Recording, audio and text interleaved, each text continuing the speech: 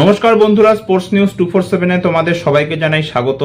তো under-19 world cup 2026-এর জন্য ভারতের 15 জন স্কোয়াড মেম্বারের নাম কিন্তু অ্যানাউন্স হয়ে গেছে এবং এই জানুয়ারি মাসেই ভারত আন্ডার-19 ওয়ার্ল্ড কাপ খেলতে জিম্বাবুয়ে আর নামিবিয়াতে উড়ে যাবে এবং ভারতের যারা আন্ডার-19 এশিয়া কাপে খেলেছিল তারাই মোটামুটি এখানে সিলেক্টেড হয়েছে।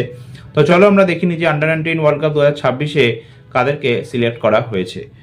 তো আয়ুষ মাত্রে হচ্ছে আমাদের ক্যাপ্টেন, এছাড়া ভিহান মালহোত্রা ভাইস ক্যাপ্টেন হয়েছে, তাছাড়া বৈভব সূর্যবংশী তো আছেই, এছাড়া অ্যারন জর্জ আছে, তাছাড়া আছে বেদান্ত ত্রিবেদী, অভিজ্ঞান কুন্ডু আর তার সাথে হরবংশ সিং, এরা দুজন হচ্ছে উইকেট কিপার ব্যাটসম্যান। এরপরে আছে আর.এস. অম্বরীশ, তারপরে আছে কনিষ্ক চৌহান, খিলান পটেল, মোহাম্মদ এনান, হেনিল পটেল, দীপেশ দেবান্দ্রন, কিষান কুমার সিং আর উধাব মোহন।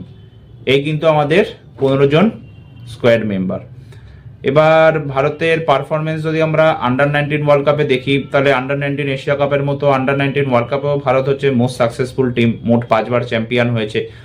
যদিও 2024 সালের এডিশনে ভারত রানার্স আপ হয়েছিল, বা আন্ডার-19 ওয়ার্ল্ড কাপে ভারতের প্লেয়ারদের থেকে ভালো পারফরমেন্স আমরা এক্সপেক্ট করছি, কারণ আয়ুষ মাত্রে আর বৈভব সূর্যবংশী দুজনেই যে আন্ডার-19 এশিয়া কাপটা হয়েছিল সেখানে চূড়ান্ত ব্যর্থ ছিল। বৈভব সূর্যবংশী ইউএই আর মালয়েশিয়ার এগেনস্টে পারফর্ম করলেও আয়ুষ মাত্রে কিন্তু পুরো টুর্নামেন্ট জুড়েই ফ্লপ ছিল। প্লাস এরা প্রচুর ডোমেস্টিকও ম্যাচ খেলেছে, আইপিএলও খেলেছে, তো আশা করি এরা যেন এবার ভালো পারফর্ম করে, কারণ এরা দুজনেই ওপেনার, আর ওপেনার ব্যাটারদের পারফরমেন্সে ডিসাইড করে দেয় যে কে ম্যাচ জিতবে।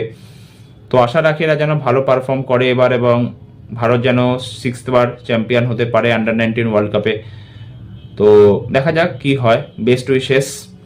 তো এই ভিডিওটা এতটাই, ভালো লাগলে প্লিজ ভিডিওটা লাইক, শেয়ার আর চ্যানেলটা সাবস্ক্রাইব করতে ভুলবে না। ভিডিওটা কেমন লাগলো প্লিজ কমেন্ট করতে ভুলবে না, তোমাদের রায় কিন্তু কমেন্ট সেকশনে জানাতে একদম ভুলবে না। তো একটা নতুন ভিডিও নিয়ে তোমাদের সামনে আমি আবার উপস্থিত হব। ধন্যবাদ।